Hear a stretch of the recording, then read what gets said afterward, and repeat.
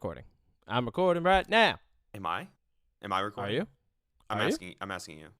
Are you? Can you tell? I'm going to say yes. I'm not. Oh, no. I am. Okay, now you are. Great. Wait, were you the whole time? No. Oh, okay. I don't know what That's I'm fine. doing. Yeah. I know what you're doing. What am I doing? You are recording a podcast with me, sir.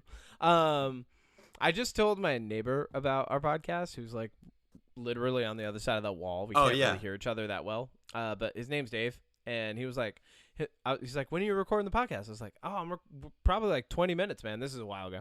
And he goes, oh, cool. I'll like watch or listen while you're doing it. And I was like, that's not. I didn't say anything. I didn't say that's not how it works. But that's you're gonna hear one side of the conversation, just you talking. He's gonna hear me.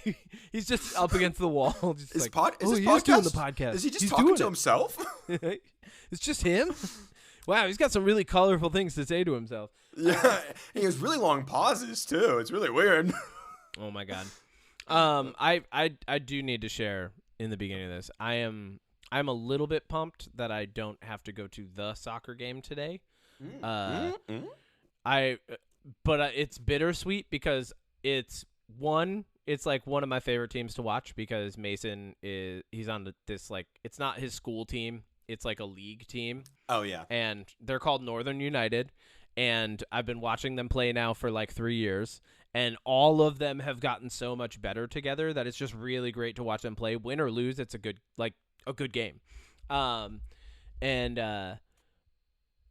usually like on Sunday, I'm like, all right, I got to build that into my day somehow. But there's just too much going on because I've got Brigadoon rehearsal. I've got to review my script for Addams Family. I've got stuff to do for work for the week. We're recording. And then somewhere in there, I'd like to get a workout in, so it's just like there's a lot going on. And I had to go.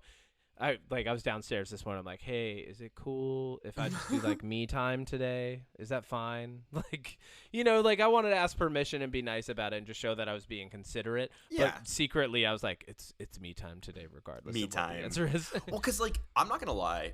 Out of all of my friends, you sit there and you tell me your schedule, and I think a lot of times I'm like, I have a pretty busy week. Like I wake up around 7:30, and I do a lot of my freelance work, and then I have to break and make myself lunch, and then I go on like a really long walk with my dog, and then I plan out some more stuff, and then I make dinner, and my day can go for like 10 hours sometimes. And then I also work on Saturdays, and then like Sundays are my free day, and then I hear your schedule, and I'm like, oh, I'm on vacation because holy crap, you're like, I wake up at 4 a.m. and then I do all this stuff, and then by the time I get home, it's like 10 o'clock at night, and I'm like, it's what time? It's 10 o'clock at night. Yeah, no, it's been extra crazy and this past week was nuts because it was the first actual week of sports. And in my mind, that's the most important one to make, right? Like there's going to be events that I miss. There's going to be stuff that I can't make it to this fall because not only are the kids busy, I'm busy. I have my stuff to do. And, that's like, it's like a weird area to navigate being like a step parent, in so many ways where like I have the stuff that I want to accomplish and I technically don't have kids, right? Like I've not sired any children as we've spoken of. So I should have a little leeway to do that. And I do. I have that. Thank you. It's very nice. You're welcome. But then at the same time, right, yeah. Thank you, Ode. Thank you for the time. You're welcome. But then, I also want to balance that out with being a responsible parental-like figure, like an adult who shows that they care and puts their best foot forward. So I have to find this careful balance. And really, the schedule that you're talking about, that is a side effect of me having things that I want to do, but then also wanting to participate and celebrate the other things that other people want to do. And I think, honestly, that's probably the thing that's, like, catapulted my maturity the most. It's probably it's the thing I was missing from my life that was maybe holding back a little bit of, like, mature development was having smaller human beings to then try and, like, work into my life, Like, it really did change a lot for me. Yeah. I have a dog. I get it. I get it. Yeah, you got I'm a a dog parent. Yeah, I get absolutely. it. Yeah, there's so much that you have to do for your dog. Yeah, you have to celebrate when they him. join a soccer league. Oh, and yeah, that too. Then tell them that they're responsible for like showing up to practices and they can't just skip out. And then he gives me back sass, and I go to your room, and his room is back sass is the best. His room That's is why nowhere. we get dogs, right? That's why. Dude. Yeah, my dog. All right, real quick. What? My dog was sitting on the bed the other day. Yeah. And right next to our bed is Goose's desk, and he was sitting on the bed, and he was like kind of like slouched over. And my dog is very short; he's got dwarfism, and he's just staring at the wall. We're both behind him talking and like hanging out, and he is just staring at the wall. And you know that meme where it's like they ask you how you're doing, and you tell them that you're fine, but you're not fine. Have you ever seen that? Yeah. That's literally what he looked like. I took a video of it. I'll send it to you after the pod. He is just standing there, just staring at the wall with like this blank of like, my life is over, everything is ruined. Look, and then we were like, Aww. Max, and he turned around, jumped off the bed, and just started sprinting around the house with zoomies. And I was like, cool. Oh well, that's good. Yeah. At least he He's got up and he's a happy man. I love when you say that Max is sprinting because I've seen how Max's feet pronate like or turn outward. So I just picture like this funny little like four-legged penguin-esque shuffle at high speed. Like, He's got with these broken little paws. Turkey legs just driving the entire thing. Yep. Just like people are like, what is that flightless bird on all fours? Like just when he picks up like full speed and when he's off leash, it is the funniest thing in the world. Oh my god! And he's got like just enough skin that it's like flopping around. Like his ears. By all means, Max is a testament to survival of the most adorable rather than survival of the fittest. You know, like why are you still here? Well, I was cute enough, I guess. You know, I got these little flaps here that people love to rub. So. I love That's really how that's why Chihuahuas are still around. And really. Pomeranians. It's survival 100%. of the cutest, not survival of the fittest at this point. Because those things in the wild, done for. Yep. Just 100%. straight up done for. They're gonna get Oh my god. All right, let's get ready to clap. I'm ready.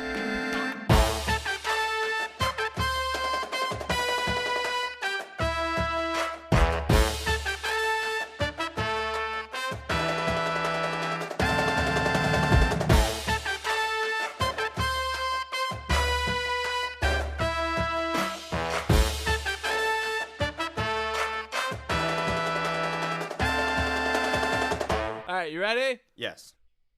We're gonna slap our faces. I have to. I'm holding the mic now. Let's do it. 3, 2, 1. Perfect. I hope that On picked it up. time, every time. In stereo for the hearing impaired.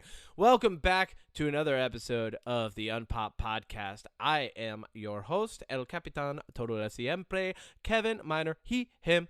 And with me is... Odie Matthews, they, them, the chef. I forgot again what my intro was. For a minute, I'm not joking, because this morning when I was doing some stuff, I was listening to the Weekly Planet. I almost went, Nick Mason. I mean, oh my God! Nick Do you want me to go back to creating my rhymes about the podcast, about us being no. a This was good. nonstop hot shot for potpourri? No, we're good. No, the potpourri thing was, I don't even know where you got that from. That's crazy. I think what I was trying to do was rhyme things with potpourri. Do you remember the SNL Jeopardy skit that was like super popular? With Will Ferrell? With Will Ferrell and Norm Macdonald, and they would have so many other people, like they would have like French Stewart, Jimmy Fallon, like all these different people who were actually on it. But the big thing back and forth was always Alex Trebek, played by Will Ferrell, and then Daryl Hammond as Sean Connery, right? Or Norm Macdonald as Burt Reynolds, and those were like the three big back and forth, and the big one being Sean Connery. And I always think of the potpourri, and like Burt Reynolds. I think it was Burt Reynolds at this point that got it wrong. He's like, yeah, potpourri. Yeah, I'll take potpourri. He's like potpourri, which potpourri. was I think that's why I just like the word potpourri, because it looks like potpourri. The first time I read it, that's what I thought it was. It's potpourri. URRIE because, over 60% of English is French. So why not? Latin and French make up the English language. I mean, it's mostly French, and then you have like some of the Germanic and like the influences that have come from the outside, and it ends up, especially American English, is just like it's gumbo, really. Like you want to know what American English is, go to Louisiana and ask anybody for directions, right? Like that's American English. The answer you get, that is the example of American English. That's peak American English, Do you know the comedian Tom Segura? Yeah, of course. Okay, so when I saw him in person, he also has it on his Netflix special. He has this joke where it's like a two-parter. In the first part, in one of his specials, he was talking about like the building the wall, right? This was like back in like 2016, 2017. Yep. Yeah. And then he has another joke. He was like, I'm all for building a wall around the state of Louisiana because those people aren't real. And I think it's really funny that then the state of Louisiana, Cajun people got mad at him. And then in his next special, he continued to make fun of them. Like he stood his ground. He was like, no, fuck you. 100%. And now do you think we're ever going to get back into Louisville or Spokane, Odie? Do you think we're allowed there? No, I stand my ground. Spokane. Is it... I want to go to Spokane and be like, is it Spokane or Spokane? I don't want to go back to them. See? Tom Segura doesn't want to go to Louisiana. Yeah, we don't want to Spokane go to sucks. Spokane. We don't want to go. There's nothing there. Louisville. Louisville, Kentucky. I think it's fine to find places that you don't want to be. I thought you were saying Louisville, as in that's how you were pronouncing Louisiana, and I was like, I don't think that's right. No, Louisville is where I went that doesn't have vegetables. It's a horrible place. Yeah, everything's fried. No one should ever have to eat there. Yeah, it's bad. It's bad. No wonder people like the whole place. The entire time I was there, just looked depressed. And then I found out our regional conference this year is in Miami, and I was like, oh, thank God. Ew. Because Miami's I'm not. Also gross. Yeah. Well, whatever. It's whatever. I mean, it's better than Louisville. Yeah, 100%. Yeah. Are you kidding me? I know what I can eat in Miami. Like this is fine. Yeah. All right. So let's get into the topic. I'm gonna start it off with a story. Are you cool with this? A story? Yeah. I got a little story for you. I'm listening. All right. Cool. Do you feel how the energy downshifted into the story? Yeah. I need you. I need you to calm down, Odie. I was being smooth about it. That's why I was I'm listening. I didn't make a joke. Good. I didn't make a riff. I didn't make a reference to Spy Kids where those thumb people have giant ears. They saying I'm all listening. Yep. Yeah. Okay. I'm still listening. So this week, very like what I really want to like get into talking about. I had an awesome experience. First off, saw Sleep Token for the second time. Right. Jealous. Now. I've been listening to them since second time. I've been listening to them since 2018. I missed them in 2019 because I think I had rehearsal for another show that I was in, and they were in New York City, but they were like supporting. Like they weren't even like right before the band supporting, but they were supporting act for another band, right? And they played in New York City. And I missed it, and then I was like, "It's okay, 2020, they'll come back. I'll catch 2020? them." Yeah, like this was one of the many things that I was like, "It's fine, I'll catch them next year." I had tickets to see like Circa Survive, Between the Buried and Me that I purchased in 2019. That I was just like, we'll see. It's all happening. And then it didn't happen. Yeah. So. I wonder why. But now we're back to concerts, but we got back to them in 2022. I think things finally kind of felt like they were back in full swing, right? So we went and saw Sleep Token. It was Chloe and Mason's first concert, actually, going to see Sleep Token and nothing more. Pretty awesome. We made a whole day trip of it. Jason, my tattoo artist, came out with us. So it was like me, Jason, Brandy, and the kids. Shout out Jason and Black Anvil Tattoo. Love him. We had a great day. We went and got sushi. There was like a downtown fair going on in Oneonta out by us in New York. And then we went out to, it was like a church right outside of a small town in New York that has like a prison. And it starts with an E, and I can't think of the name of the town right now. That's how small I thought you saw Sleep Token in Boston. Well, no, I saw them this past week in Worcester. I'm building up to it, Odie. My bad. So we go to this church, like it's like a church that holds concerts on the weekend. Ironic. And Elmira, it's right outside of Elmira, New York, which nobody's ever heard of, which is fine. So we go there, and the bands it's like some weird band from LA that was like pretty good, but very obviously like reminiscent of like Scene and Screamo. Then some other band that I don't rightly remember, then Sleep Token, then Nothing More. Or maybe there wasn't even another band. I don't know. But Sleep Token and then Nothing More. And it was cool because like it was my first time seeing them live, and there was probably about 200 people there for Sleep Token, right? Like we're in a big auditorium, like the size of like, a gymnasium and then some. And it's all standing. And Nothing More blew me away too. Like that's a whole other story. But like Sleep Token comes on, and like a lot of people are still hanging in the lobby, like because they came for Nothing More, not for Sleep Token, right? So there's only like 200 people there for Sleep Token in this nice little crowd. We were able to get up right to the stage and like and everything. Like it was great. And they had only had 2 albums out at this point. So, like, just cool experience. Really loved it. The kids appreciated it. We watched Nothing More, at least the majority of Nothing More set, too, and then went home. And then Sleep Token tickets went on sale this year. Now, in between the tickets going on sale this year and us seeing them last year, they released The Summoning and Chokehold. Yeah. And The Summoning turned into, like, a viral sensation. Like, it became, like, a hugely sampled metal, song piece on TikTok. Right? Yeah. So they blow up like overnight almost. And it's funny because they didn't blow up overnight, right? Like from someone's perspective, from anybody's perspective, not just from mine, but anybody who's been listening to them since like 2016, 2017 time, they did not blow up overnight. Like I would say like their first big single probably came out in 2018.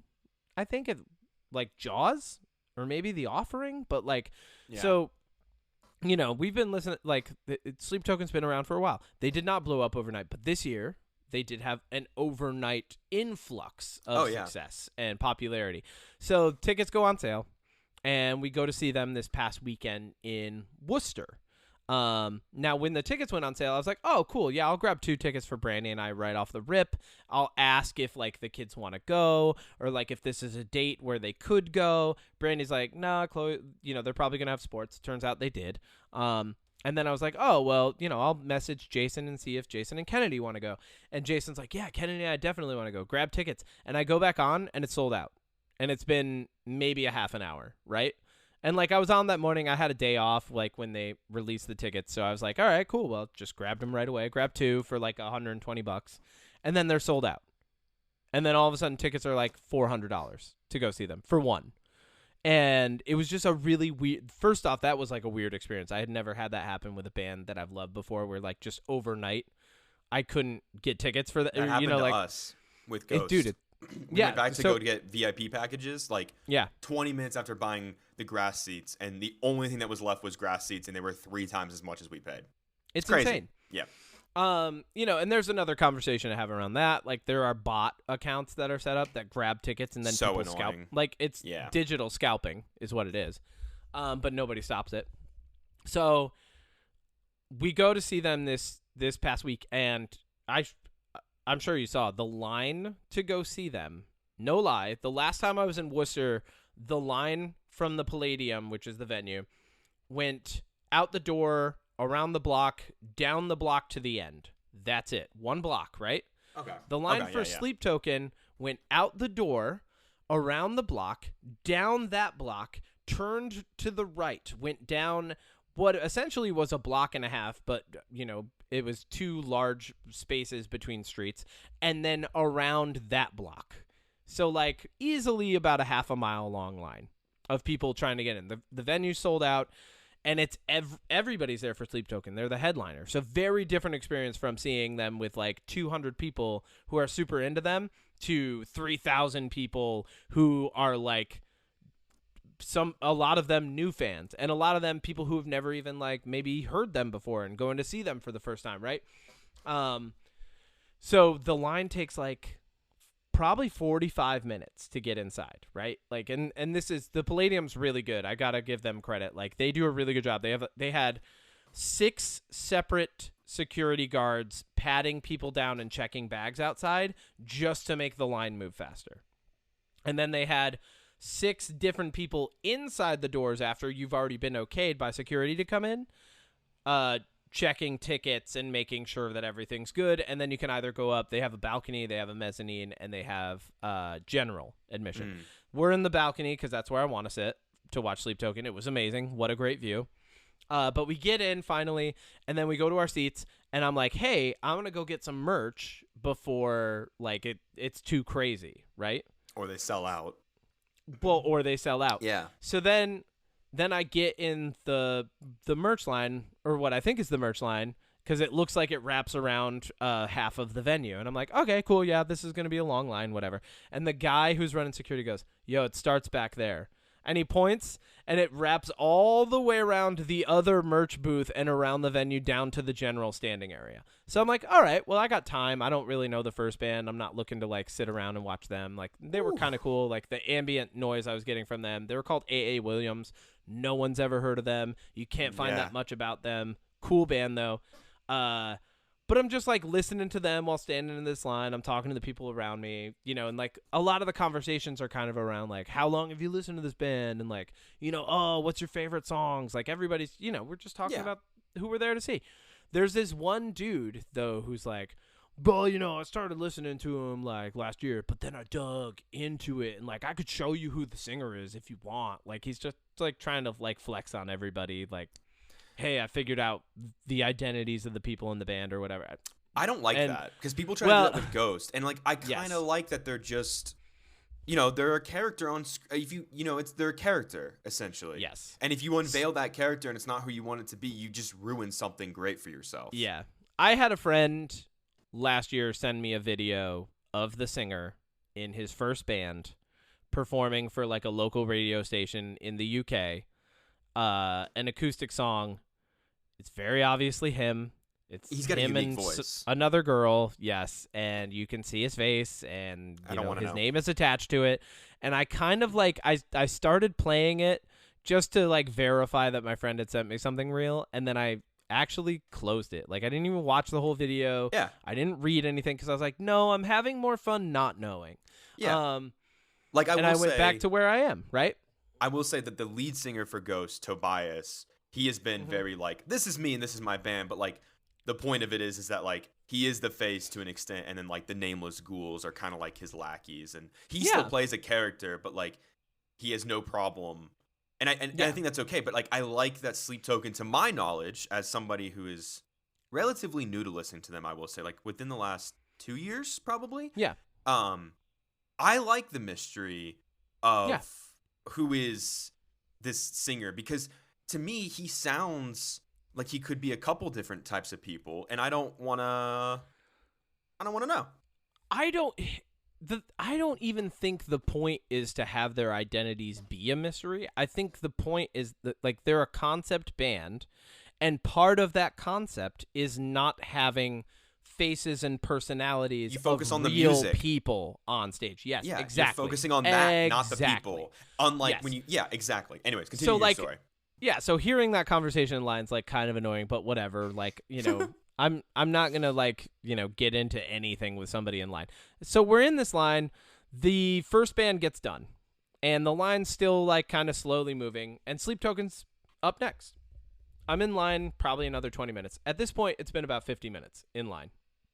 Now we've wrapped around to like close to the corner where the front Sleep Token merch table is.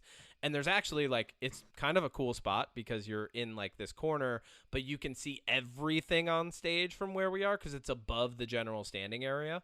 So like Sleep Token comes on, and I'm like, shit, I'm still in this merch line with these people. But I'm like, you know, I'm having a good time. I can see the concert, so I'm fine with it. I'm like watching them, just standing in line. The line's moving, but we're like watching the show and taking videos, and just like having a good time. And then it's about to wrap around the backside of the merch booth, because that's what it does, and then it wraps all the way around and you can purchase your merch.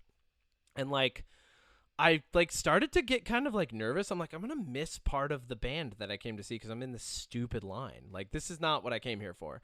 And they start playing the summoning, and I'm just like, I can't do this. And I look at everybody who I've now been in line with for merch for like an hour and 20 minutes. Jesus. And I'm just like, I think I'm done. And like the people who were in line were like, really?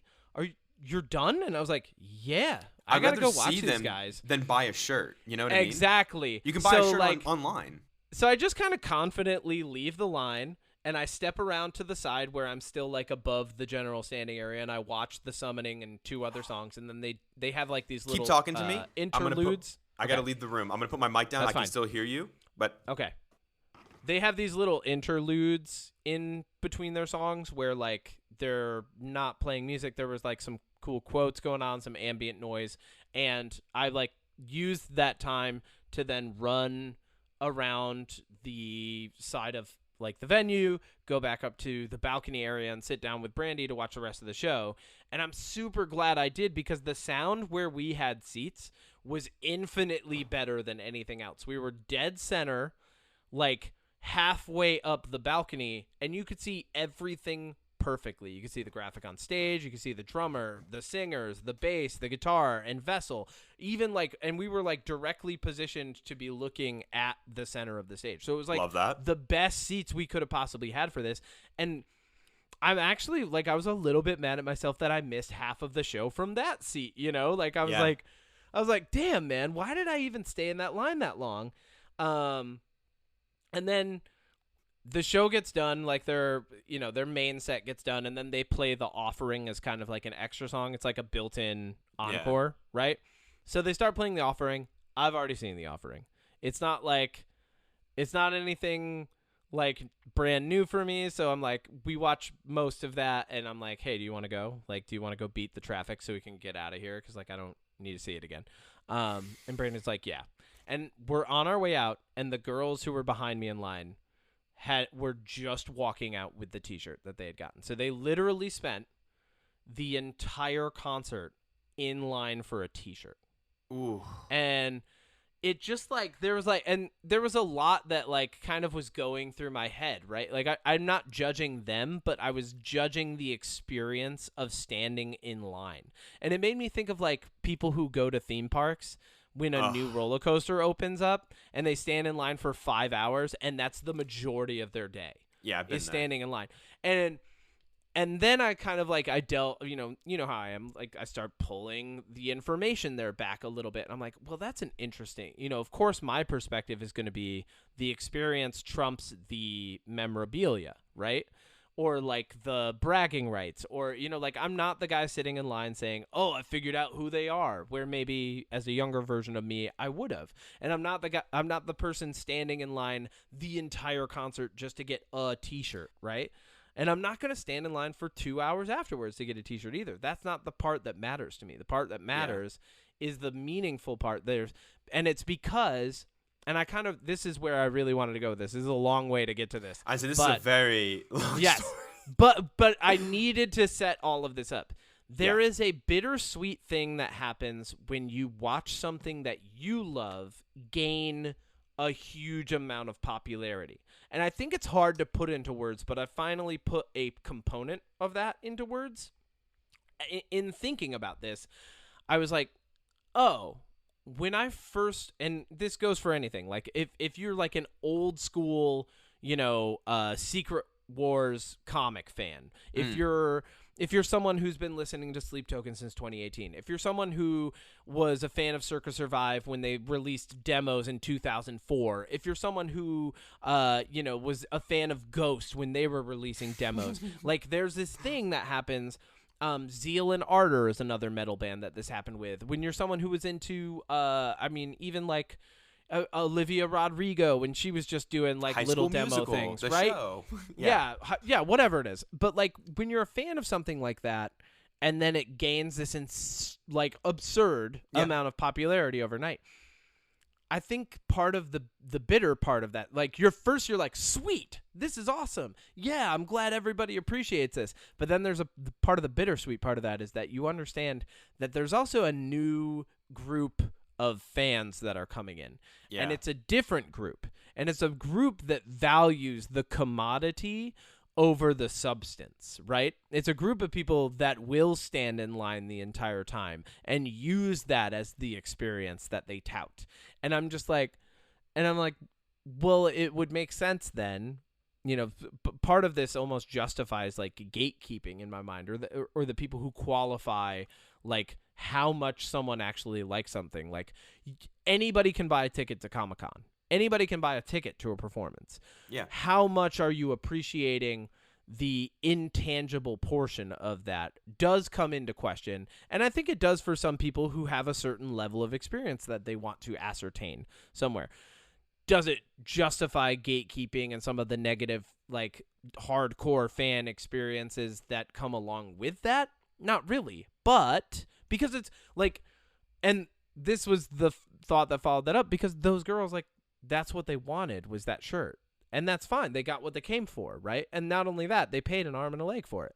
So, like, you know, like, they paid for a ticket. Who knows? They might have even bought them at an inflated price, right? And then they stood in line the entire show. They got a shirt, and that was their night, you know? Yeah. And, like, that, for me, that's not the night. Like, I would be so mad if that's what I had done. My friend Nick Rovo, who runs Pray For Us Clothing, sent me $240 on Venmo while I was in line. And that's probably that, and the like me being able to see the band from a good angle is probably the only reason I stayed in line while they were playing. Because I was like, oh, I got to stay in line and get Nick his stuff, and I got to, like, you know, like, he's counting on me now. There was like that part of it. So I was really conflicted when I ran back upstairs, but ultimately I just sent him back the Venmo, and I was like, dude, fuck that line. I haven't even gotten up to the merch booth yet. And he was like, oh, yeah, I would have gotten out like a half an hour ago. You're fine. I was like, sweet. Yeah.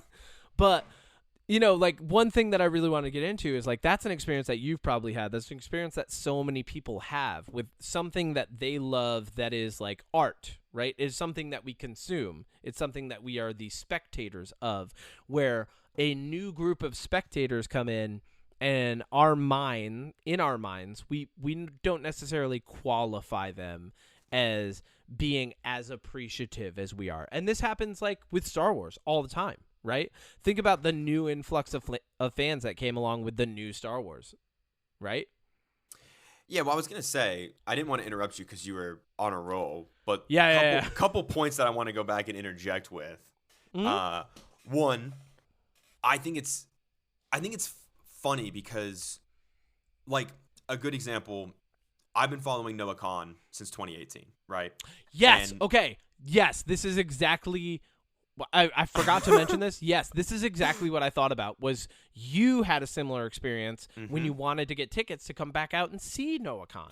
So when we were talking about it when I was there visiting, the tickets were super cheap. And I was like, oh, like, this is totally doable. Once I get a big paycheck in a couple weeks, like, we'll buy plane tickets. Everything is good. But then everything got more expensive. And as disappointed as I am that all of my plans to see Noah Khan this year fell through, the fact that Matt Pfeiffer, he took videos of my favorite songs because he's a G.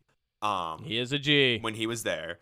And Noah said that this is the biggest venue audience he has ever played for. And a huge part of me immediately was like, I wasn't there for him to be a part of that because, like, I love this man and, like, I wanted to be there for him. But then the other part of me was like, that's so fucking cool that the guy that was playing, like, dinky rinky shows when I found him just had, like, the biggest venue that he's ever had, over 10,000 people. And, like, I think there's something to be said with gatekeeping. I went when I left, I actually went to go put on my Bad Omens t-shirt because I told you this story, but speaking of the merch, this is what I thought was really funny. So Bad Omens, and I'm still considering this. I want to put that out there. I'm still thinking about doing this.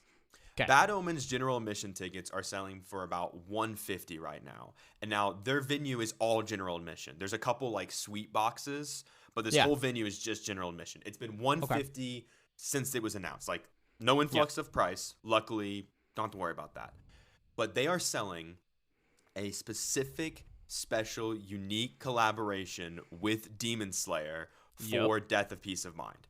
And it is a t-shirt that everybody I've shown says, I don't like that. But when I look at it, I'm like, I fucking love this. It's so good. Yeah. And so a huge part of me is considering paying $150 for a ticket. I'm not a concert person, but paying $150, going there, getting this t-shirt, listening to a couple of my favorite songs at the back of the venue, because I love Bad Omens, but their audience is very like, they're very intense at concerts. They're very mosh pit adjacent, and that's not for me. And like that's not my place to go there and be like, well, I don't want to get moshed, like, because that's what people are gonna do, and that's fine. But like, I don't want to get moshed. I don't. Like, I just don't. Don't mosh me. Don't mosh me, no way. But like, I just want to like listen to like maybe a couple of their like songs from like Finding God Before God Finds Me, maybe a couple from the new album, and then just leave. Yeah. Like drop $200 so I can, see them briefly in person, which is cool for me. Get the t-shirt that I want, and then just leave. And like for me, if people, I'd be like, yeah, I saw Bad Omens. Like I saw a couple of their songs in person. That's like, so funny because that's exactly the opposite experience I was talking about having. I know, and that's why I think it's so funny that, but like, okay, so here's the thing though. If they didn't have this unique shirt that I want, I probably wouldn't go see them. And the reason why is because like when we saw Ghost, we saw them at an amphitheater and we had lawn tickets. So we were able to get our nice little space. We could see them really nice. The acoustics were great. And that's the kind of experience I like at concerts. I don't want to be in the pit. I don't want to be in a seat. I don't want to be in a spot at a concert where it's going to be difficult for me to go to the bathroom, to leave, to get fresh air, to get away from people. So to go see them at a venue like what you're talking about, I don't want to do that. So unless my bands that I like are at a venue like SPAC in upstate New York or this Fiddler's Green Amphitheater here in Colorado, I'm not going to go. I'm not going to go. Yeah. And so like, because you need your space. And that's why I'm like, it's funny you mentioned all this, because in my situation, like, I would only go for the merch because I want it so bad. Oh my God. Which is just really funny. That's a funny thing that happens a lot now, is like there's like FOMO associated with limited merch, but like I have that. I definitely have that though. That's why I got that vinyl. I heard someone say something the other day. I don't know who it was, but it's in my ear.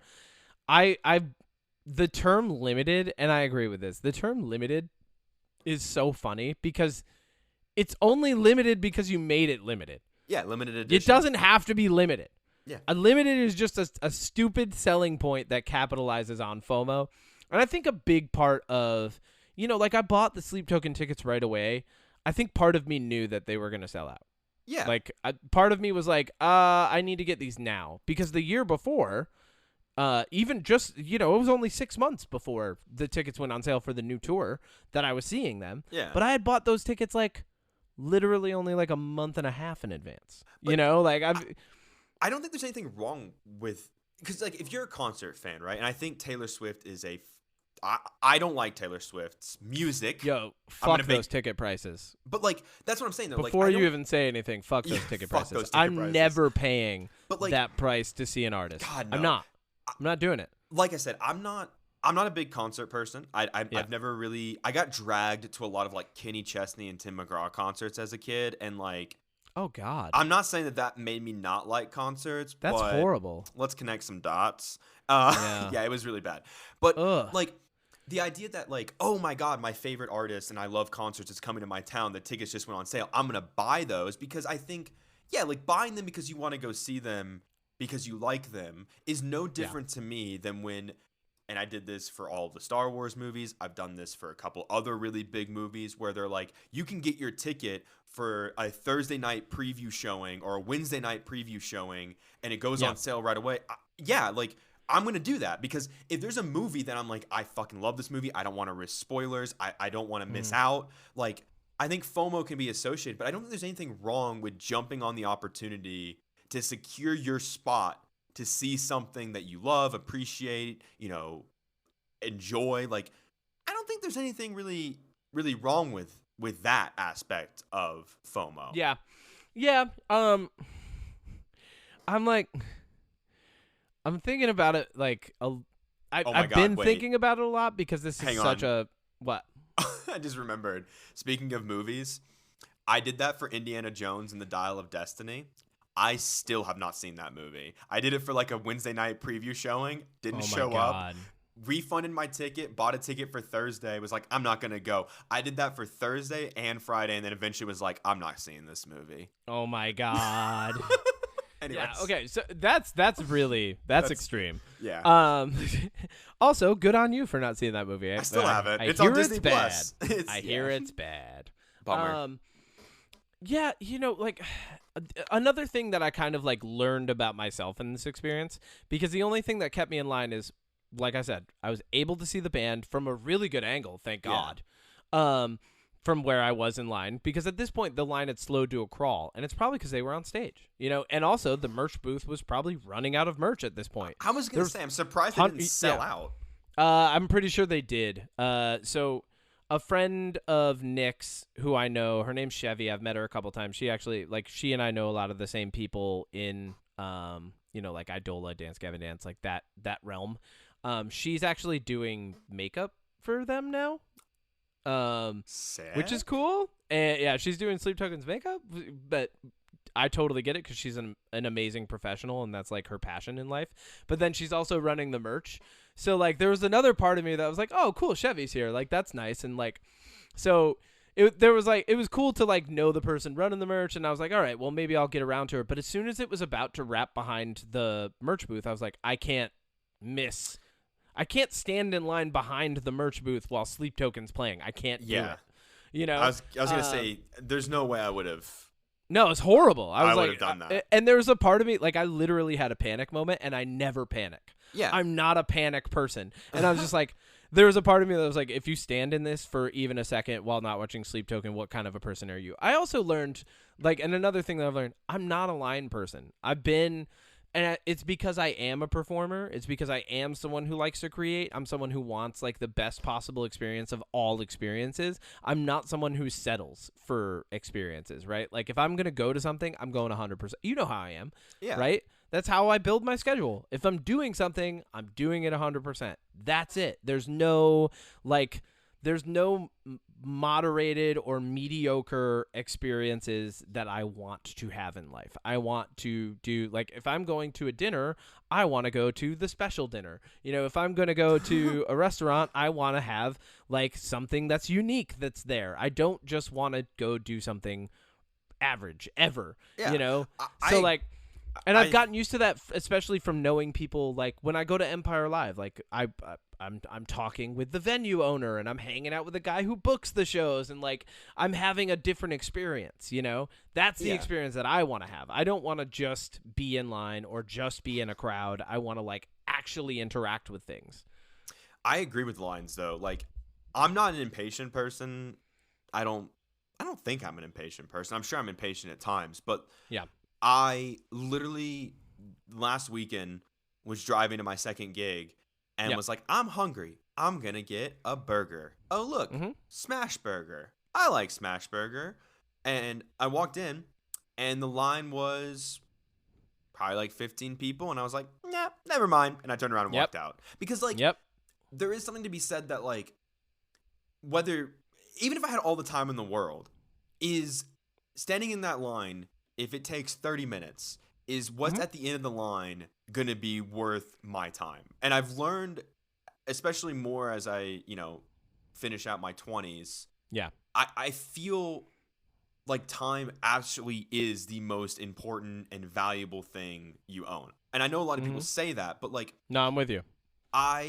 If I went to a concert like Ghost, right, and we were like, oh, let's get Ghost t-shirts, and I'm not the hugest Ghost fan. Like I'm a fan by proxy because of my partner. So like, if that line was more than 25 people, and I'm like, oh, this is gonna take an hour, that t-shirt, and like again, for me with Bad Omens, like that's a very specific scenario. But that's a shirt you can only get on their tour. But if every shirt that was at that merch booth was $10 more, but online, and I didn't have to stand in that line for an hour and a half. Yes. Yeah. Okay. Fuck that. This is the other point I was gonna make. Is like as like we were rounding that corner, I'm like, my brain was just like giving me all the reasons to get out of line. It's like you can buy merch later. It doesn't matter. Like none of this. You're just standing in line so that you can make another purchase. Why are you doing this? Is not who you are. Like I'm not a consumer at heart, right? I'm someone who consumes out of passion, and because of I have extreme interest, you know.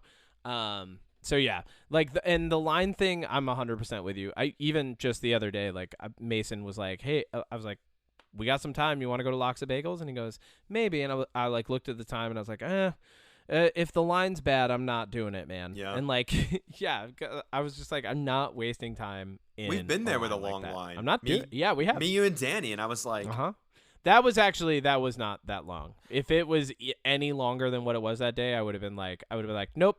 Not doing it, boys. Let's go. Like I would have just pieced us out of there. It was worth it. That is a line that is worth it, though. Oh well, yeah. I mean, yeah. Those bagels are the bomb. So, yeah, really getting into that though. Like another thing in my mind was like, you know, I didn't participate in any of like the like nerdy. Let's call them nerdy, like because this is like the most nerdy you can be with anything. Like, well, people do it with sports too, right? Yeah. You literally qualify our friend group and said they said they were busy on Sundays. Sorry. Yes, and establish a sense of like who you are status wise as a fan of something by mentioning the things that you know about it that other people might not know, or like what you've done or how much you've consumed as a fan, you know.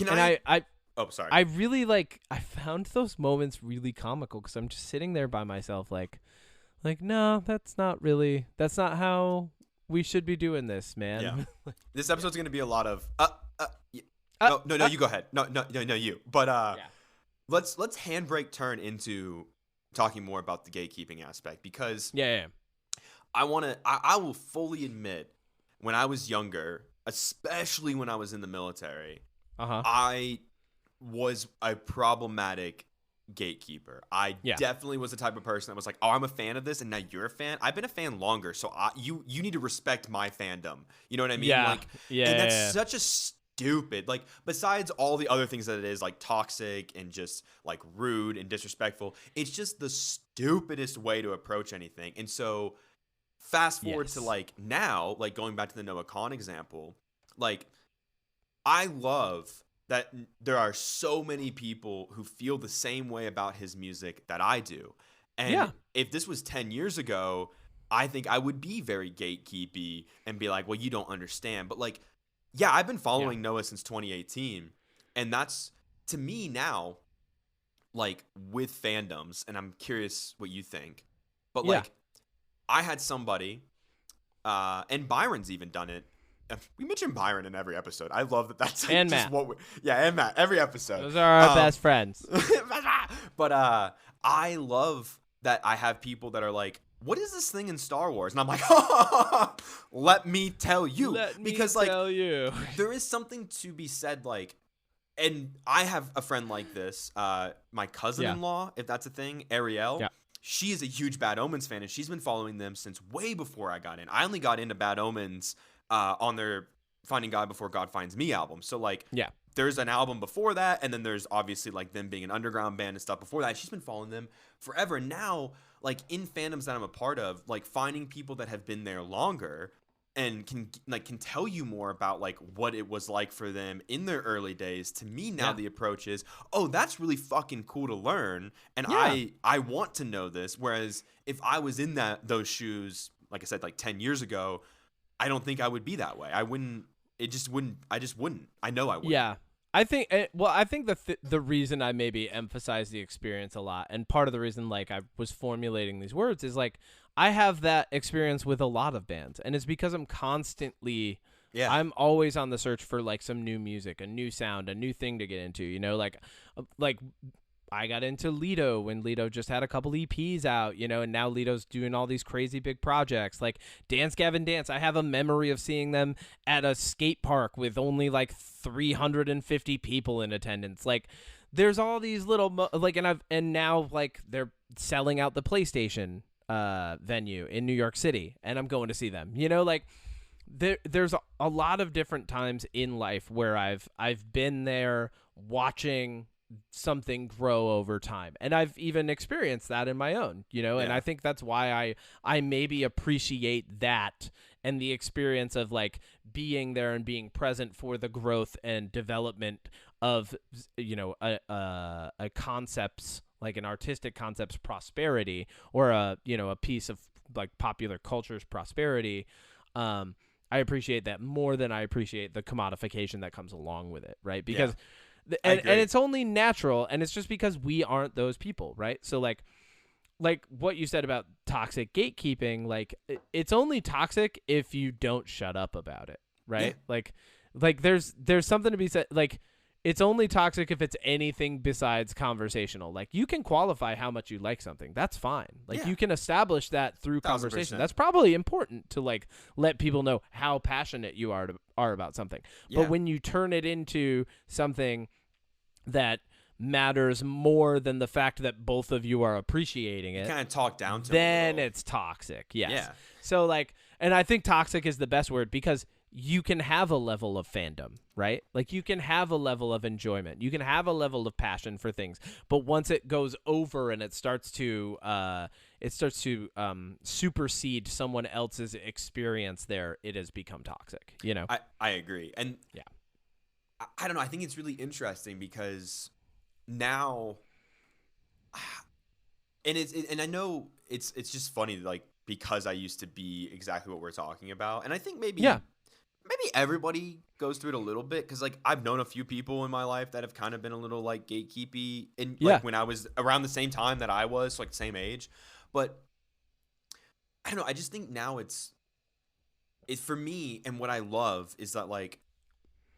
Well, I love and hate, and I'm going to use Star Wars as my example, but like, there are so many people, and we've talked about it ad nauseum at this point, like in the Star Wars fandom, that are super toxic, and like, you don't understand because you didn't watch Clone Wars season 3 episode 2, like you don't get the reference. God, and it's like, and I use the Clone Wars thing specifically because if you saw, spoiler alert for episode 5 of Ahsoka, you saw it, right? Oh, you know, I saw it. Okay, just want to make sure, because like, again, that buddy, episode, I've been watching Ahsoka since episode 1, baby. I'm such a hardcore fan. I came in on episode 4 and I binged. But that's, you know, I was totally right in waiting, because I was like, episodes 1 through 3, I was like, these are so nothing. Like, they're good. You saying I wasted my time? No, I'm saying that like for me, I'm like, I already know all this. Like, Ezra disappeared. How did he disappear? It's like, I already know all this. But anyways, in that episode, and I'm not ashamed to admit this, like, it made my eyes tear up a little bit, because for one, I love Hayden Christensen. I think he is incredible as Anakin. I think he's severely underrated. And I think between his appearance in the Ahsoka show and his appearance in the Obi-Wan show, I think he has really shown people like, oh no, like but people severely misjudged his performance. But what I love about this episode is it is I think Ahsoka. that's it. Yeah, okay. No, you finish your thought. Sorry. It's Ahsoka going through time with Anakin. And those scenes when she's like, this is our first battle, and she's like, this is the Siege of Mandalore and stuff. Yeah. Those are things and arcs that happened in the Clone Wars show. Now, here's the thing. Yes. I watched this with Goose. Goose has not seen the Clone Wars, and they have not seen Rebels. So they don't know a lot about Ahsoka. So when those scenes popped up, I was like, I like audibly, when it was the Siege of Mandalore, I was like, oh, I was like, oh my, like, this is so cool. Like, even though it was only like 10 seconds, and then Captain Rex was there, and I was like, that better not be the only fucking Captain Rex cameo, I swear to God, because he's like one of my favorite characters. Anyways, was it the only one? It better not be. There's still 3 episodes left, and canonically, Captain Rex was alive and fought during the Battle of Endor, so he could technically still be alive at this time. Okay, and I really hope Old Man Rex shows up in like episode 8. That'd be cool. But if he doesn't, it's fine. But it was still cool to see his live action Mark II armor. Oh, beautiful. Yeah, that was Anyways, cool. Right. anyways, those scenes were incredible, right? And like Anakin looked amazing, and Goose. Yep. I gave them the remote because they're allowed to pause and ask questions because whatever. And so at the end of that, they paused and they were like, "Were those from something?" And I was like, "Oh yeah, like those are from." And I explained it, and like, I think there's something to be said about like win shows, win movies, win fandoms, not just like music, but like movies and TV shows, like Indiana Jones coming back. Like that could be something for somebody, maybe if you're a huge Indiana Jones fan. But like for people that didn't get to see the Clone Wars and maybe won't go back and watch it because it's from 2007 and didn't see Rebels because they think it's a kid's show and Rebels is a little bit more kiddie. Like they might not know everything about Ahsoka. So like for them to get to see glimpses of parts of that fandom for people like me who watched the Clone Wars every week when it came out, like that's fucking incredible. It's so incredible that fandoms can bring back things for the older fans and introduce them to new fans. And like in a perfect world, those two fans should be like, oh, this is incredible. But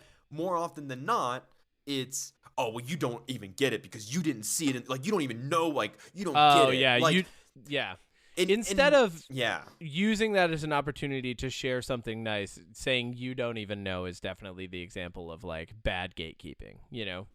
I think gatekeeping's only bad. Like, I mean, because no, it is. It's a thing. Like, and at one point in time, regardless of who you are, whether you're someone who got into it over time or someone who like does a deep dive right away because you're like blown away by a thing, right? Regardless of who you are out of that, like you were a noob at 1.2, which is something that I wanted to work around to because I, in so many ways, like in so many different things, I'm still a noob, you know, like I'm doing a theatrical performance and there's people around me every night making references to musicals and plays that I've never seen. Yeah. And I don't get them. And like, you know, my friend JJ, who's been my director before and is now like playing one of the ancestors in the Addams Family, he's very polite about it. He's like, it's from this other thing, Kevin. I know you don't get it. Like he's like, I know you don't have a ton of time for theater like we do, which is very nice. I'm very thankful to JJ for that. He's amazing. But like with Magic the Gathering, I've actually had a lot of people kind of like hit me with some bad gatekeeping because I don't know well, it's been around for 30 years now, right? Yeah, it's huge.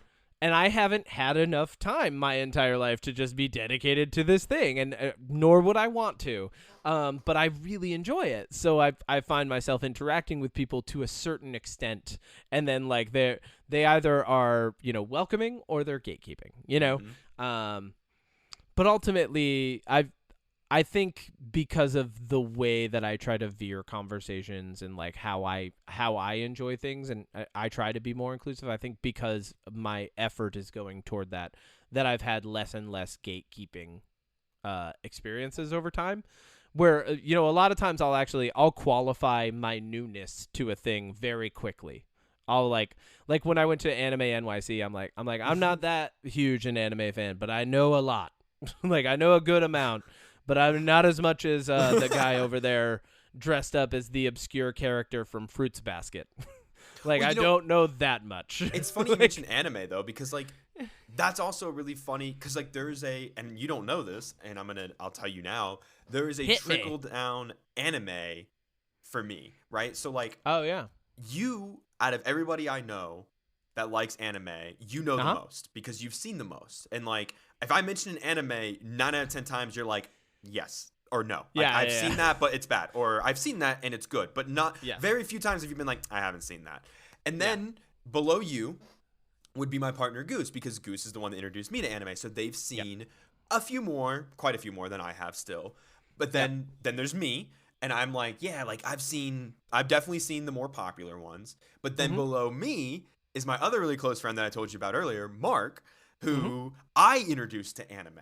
And I think it's really fucking funny that, like, for Mark, I'm, like, the person he keeps asking for anime recommendations, whereas I'm, like, asking you or Goose. And I just, like, I think that is just a interesting, like, it's obviously not gatekeeping, but, like, it's literally, like, the opposite. It's like gate opening, where it's like somebody who's high up in the fandom introducing it to other people in the fandom. And even if you're not a huge in the fandom like I am, because I haven't seen any of half of the major animes, but that doesn't matter, because for me and the person that I introduced anime into, like, we're just doing it.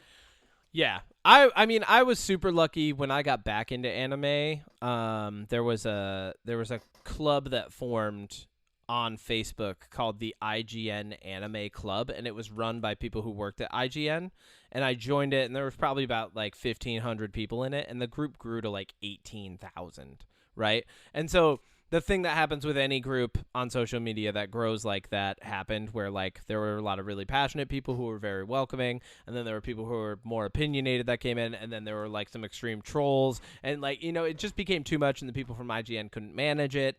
So it became just an anime club, and a couple people took over as moderators. But the entire time there was a relative core group of people who were passionate about sharing what they loved the most, and these ended up being the people that I would meet up with inevitably and go to Anime NYC with, because we were inclusive, not exclusive, right? Yeah. And what was really nice was then the group of inclusive people created an exclusive club on Facebook called the anime. It was like Anime Club Pub or something. I don't even know if it still exists, because we've all grown up and like gone in different directions and stuff. But around that time, you know, I felt very, you know, honored to be part of that, and we just continued sharing and being more inclusive than exclusive with the anime stuff.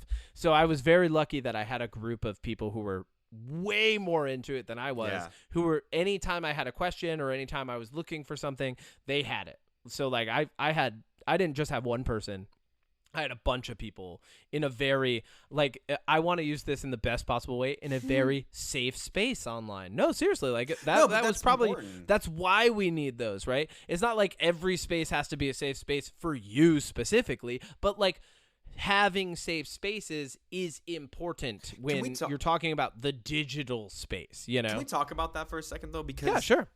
Ultimately, what a safe space is, right? Like, all it is people wanting other people to not be terrible. Because, and I understand, like, I'm not, this is not in any way an insult on safe space. I'm pro safe space, because what a safe space is, it's like, hey, I don't want to go somewhere where you might say something homophobic, xenophobic, anti-Semitic. And like, the thing about that is, you shouldn't be that way anyway. So the idea that you're like, oh, you need a safe space? It's like, yeah, because I don't want to hear you say that non-binary people should be fucking shot in the street, because I've seen that in chat rooms and stuff. And it's like, you shouldn't want that. And also, why the fuck would anybody in their right mind want to be around people that are being like, yeah, gay people suck, or like Jews run the world because they have all the money? Like, that is homophobic and anti-Semitic. Like, a safe space is generally just be a good person.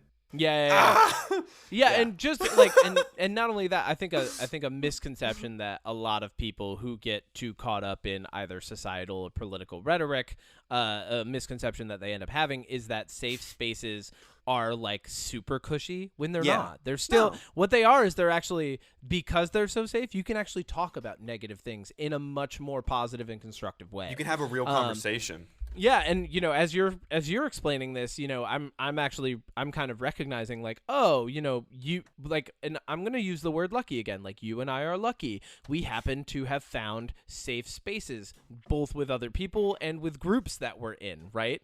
We have created our own safe spaces, and that doesn't mean nothing negative happens there. Like, we're still humans, like, but we're better at dealing with it because we're inclined to behave safely. And I shouldn't even, it's not the word safe, it's a respectful place. It's not, that's what it is. It's just a place that's respectful. It's right? Because like, you and I don't have the same opinion on everything. Matt and I don't have the same opinion on everything. You know, Byron and I don't have the same opinion on everything. Joey Byron and Chris do. And like, Byron and I have the same opinion on everything. On everything. Canonical. Elvis and I don't have the same opinion on everything for sure. You know, but like, but we have a space where all of those opinions can coexist, right? And we can actually use them as points of conversation, and we learn from them. And that's what that's where the safeness is. It starts from respect, and it starts from a place of understanding. So it's not that it's like a pillow cushioned place where we're never offending each other, right? Like, yeah, I mean, it's just that we respect each other enough to then go, oh yeah, sorry, my bad, well, like, or drop it. You know, it happens in all friend groups. Like, even in ours, like, people say things that offend others by accident. You know, people might accidentally like misgender somebody, but like, nobody is gonna be terrible about it. But and that's and that's to some extent, to tie this back to gatekeeping. In some ways, some fandoms end up having gatekeepy little communities because those communities have turned into, or those groups have turned into, what we're describing. Where like those people in that group, those 15, 20 people are really diehard fans, but they're all very similar, or maybe like they've all clicked. And then when other people maybe join that group or join the fandom, then those people we're looking at you, Battlestar Galactica fans. We're looking at you. No, I'm just kidding. Battlestar Galactica. Oh, I thought, dude, my mind went to Battlefield Earth, and I was like, the Scientology movie? No, Battlestar Galactica. It's like, dude, the fandom for that is pretty in-depth. Isn't John Travolta in Battlefield Earth? Yeah, he is. Yes. Yeah. Yes, he is. He's the bad guy. What a movie. Yeah. That's put that down as a candidate for getting high and watching, for sure. I don't want to watch that, period, ever again. I feel like once was enough. Yeah. It's just a bad movie. Yep. It's not so bad it's good. It's just bad. Yeah. But yeah, gatekeeping is interesting, man. To kind of put a little bit of a bow on it. I think the growth, you put a bow on it, and then I got a final thought, too. Well, I was going to say, like, I think I would encourage that if you're a massive fan of something, whether it be a band, a podcast, like, I don't know, the Unpop podcast, or, you know, a YouTube channel, or a creator, or whatever it is, movies, TV shows, I would encourage you to, if you do sometimes catch yourself in that mindset, because I think we all can become guilty of it, because we've even admitted that we've done it before, being a little gatekeepy. Yeah. I would say that it is more fun and more delightful to welcome those people and then share, if obviously prompted or willing, to share your experiences with the fandom and hear new people's experience, because all it is at the end of the day is supporting something that you care about. And if you really care about that thing, you'll be open and welcoming to more people and other people that want to care about that thing. Because all that means at the end of the day, no matter what that thing is, it's going to continue to grow. Because the more people that care about it, the more people that support it, the more you get from it. So no matter what it is, that is what I would say. That's pretty much what I was going to say too. Just more so, no, seriously, just more so along the lines of, like, we do need spaces that are respectful for new fans who are coming into things. And if you're the person, like, I don't want anyone to hear what I had to say and say, oh, he hates new fans. But no, like, if you're the person who comes in and you're a new fan and your version of an experience, like, of a positive night is standing in line for merch the entire night, I just disagree with that, but it doesn't mean that I disagree with you as a person. You know, like, that's just me saying that experience was not for me, and to the point where I had like a little crisis moment, you know, in trying to be like the person who helped out some friends and made sure that we had something to go home with. But then I was like, oh, the real thing I wanted to go home with was the memory of it, you know, and I think putting yourself in a space to be self-aware and then respectful of others is probably the most important thing going into any form of enjoyment, whether it be on a larger cultural level or an even more niche cultural level. Like, just put yourself in a space where you can be respectful of others and you can be self-aware so that you're properly judging, like, okay, cool, is this for me right now, or do I need to make a different decision? This obviously is for somebody. That's why it's there. You know, like, if I were to get into Doctor Who tomorrow, I would probably find somebody to ask about it, you know, and be like, oh, cool, I want to learn more about the Doctor Who. I don't have time for it right now, but the Doctor Who is doing and now we're at a point with culture where like so many things do crossovers, like Demon Slayer and Bad Omens, cool. Doctor Who and Magic the Gathering, sweet. But these things are crossing over, so now these fandoms, in a lot of ways, are actually just meeting each other for the first time. And so even that more bridge. so, I think we just need to be like respectful of each other. It's not about having a safe space; it's about having a space where mutual respect can be. Can exist, and mutual respect means being mindful and to some degree being sensitive. I think that's my final thought. I think we fixed gatekeeping. I think it's gone We forever did. now. I It's think we over. solved it. Yeah, we solved it. It's done. No one's done. ever gonna gatekeep ever Nope. again. We fixed the world. If You're I hear welcome. someone even start, I'll be like, "Buddy, we fixed this." What are you talking about? You can't do that right now. Did you not hear the news? Perfect. What is your jam this week, my good sir? Yes. Now that we fixed gatekeeping, I'm gonna switch it up a little bit. And instead of saying like my normal music or movies, I'm gonna recommend a podcast. Okay.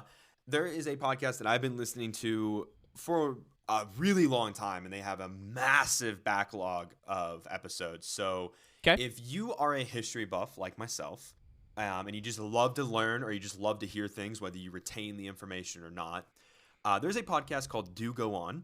It is 3 Australian comedians, Matt, Dave, and Jess. They are part of the Planet Broadcasting Group, which houses another fantastic podcast that we've mentioned, The Weekly Planet. If you haven't heard that and you want to hear two people talk about like movies and comics and TV shows and everything like that, phenomenal podcast. You actually introduced me to The Weekly Planet 2 years ago, and now it's like one of my top listened podcasts every year. I didn't know I introduced you. You Did. You sent me the worst possible episode to listen to for a new listener to The Weekly Planet. I think it was them talking specifically about Star Wars, and it was stuff that I didn't even know about Star Wars, so it was like all of it. I was just like, this is a very weird experience. I think I need to find a different episode. I'm glad you did. Me too. Because when I first listened to it, I was like, Odie, this is not, I don't like this. Yeah. Okay, keep going. Weekly Planet is great, but Do Go On. Yeah. I like it because they take it in turns to do a report, and usually it's suggested by a listener. So like they have this thing called Jack the Hat McVitie, where you can submit topics and like links to articles about the topic. So they've done some really, really big ones like serial killers, but they've also done some like really, really niche ones. Like one I just listened to yesterday, came out a couple weeks ago, I think. It was about Andrew Lay, who was an Australian minister of justice who made a lot of people in his life that caused problems for his political career disappear. Whoa. It was incredible. Like, never heard of this dude from the early 1900s. They've covered all kinds of stuff, and that's awesome. I think it's really fun to listen to because they go on like tangents and have fun and they riff, but they're they're 3 comedians, and they're really fucking funny comedians. Yep. And if you're a fan of The Weekly Planet, they have a lot of episodes with Nick Mason, either doing reports on like the Teenage Mutant Ninja Turtles, the Marvel Cinematic Universe, or no, just Marvel in general, the history of Batman. So like, if you're like, oh, I like this guy, that's a really good introduction to this podcast. But they have over 400 episodes, and they're all, I've listened to them all. They're bangers, every single one. So awesome. if you like history, if you like informative stuff, I would check out Do Go On. All 3 words. That's good. Yeah, that's my jam. Sweet. My jams this week, because I always have a little music jam going on. Silent Planet, one of my favorite little onion information bands. I was explaining this to you earlier this week. I love when something is an onion of information and you could just peel back layers of it and there's more depth to it. Like, the more depth something has, the more complexity something has, the more I enjoy it, right? Like, that's the experience I want. I want to pull layers back on something and go, ooh, there's another one, you know? But Silent Planet's amazing. They're singers slash lyricist, and I think the other members of the band do contribute lyrics here and there. But their main like front man, he writes some of the best lyrics I've ever heard. Like, just amazing. They have a new song out called Antimatter, and I've probably listened to it, a couple dozen times this week. Oh, because it's that good. maybe I should check that out then. It's really good. It's like, oh yeah, it's metal. Antimatter. I mean, yeah, really good.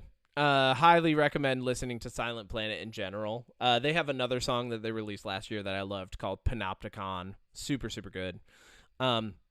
So big recommendation on Silent Planet for anybody. They're very heady, very cool. And then I watched, so it's spooky season, and we'll get into it more in October on the podcast, but I'm now in the mood where I'm watching, like, if pumpkin spice hits a menu, I get to start watching horror stories. If people are putting out Christmas decorations in box stores, I get to start watching horror movies. That's the trigger, right? Yep. Like, if you get multiple months of Christmas, and this is the deal, and we'll talk about this on the podcast. If people get multiple months of Christmas, I get at least 2 months of spooky season. That's what happens, right? The barometric pressure shift comes in, falls in full swing. It's the season, and I'm gonna start watching horror movies. And Chloe, thank Chloe for being here, because now I have a partner in my spooky season built into the household, right? So every Friday we've watched a horror movie. We watched Funny Games because Chloe was like, what's the creepiest movie you could think of? And I was like, well, creepiest? Yeah. And she goes, yeah. And I go, we're watching Funny Games, which is creepy as all hell. And she actually really liked it. And then this week we watched Pearl, which is part of a trilogy. Yes, it's the prequel to X. X is so good. We have not watched X yet because we wanted to watch Pearl first. We were looking, because I was like, well, this is the prequel, so why don't we watch that? And then when we watch X, and now I kind of know what the plot of X is going to be. But it's really good. Oh, dude, but watching Pearl was so good. It was like, what a novel. It's more of a thriller than it is a horror movie, because the main character, spoilers for Pearl, the main character is a psychopath. Yeah. So yeah, she's crazy. Oh, absolutely batshit crazy. And but the way that they structured the movie, you don't know it until the final bit. I would actually, if we went back and we did like top slasher films, I would put Pearl somewhere in the top 10. Because you're watching the slasher. You're watching the person who loses their mind lose it. And it's so good. I still think X is better. So I'm curious to see what you'll think of X. Yeah. We'll probably watch that next week. X will be good. And then what else? No other jams. That's it. Just metal and horror movies for this happy-go-lucky dude. Yeah. Who's going out into the world with a big smile on his face. That's how it is, baby. Dude, it's so, yeah, metalheads are some of the nicest people in the world. Here's what I'll end on. As much as I was like kind of analyzing like the different experiences of the new influx of fans for Sleep Token, the one thing I always take away from a metal show, what nice people. Like, you go to, I've been to all different types of shows. Like, I've been to Kendrick Lamar, I've been to Drake, I've been to Q-Tip, I've been to God, I've seen like freaking Kenny Chesney, Tim McGraw. I've seen Tony Yayo. I've seen Zach Brown. I've seen Darius Rucker. I've seen Eve 6 and freaking like Rascal Flatts. Simple Plan. I've not seen. These are the concerts I went to as a kid, and I hated all of them. I've seen Paul Simon. I've been to all different types of shows, and I gotta say, the nicest crowd is always the metal crowd. And maybe it's that we all showed up and everybody got the memo to wear black, right? Maybe that's it. like it's just easy when you recognize that everybody's wearing the same. Yeah, we all look alike, right? Whatever it is, I think it's just that, going back to what we were saying, I think it's just that metal crowds there's almost like a silent understanding of the safe space. Yeah, like the respectful place that we're coming from. Like, we're like, you're here too.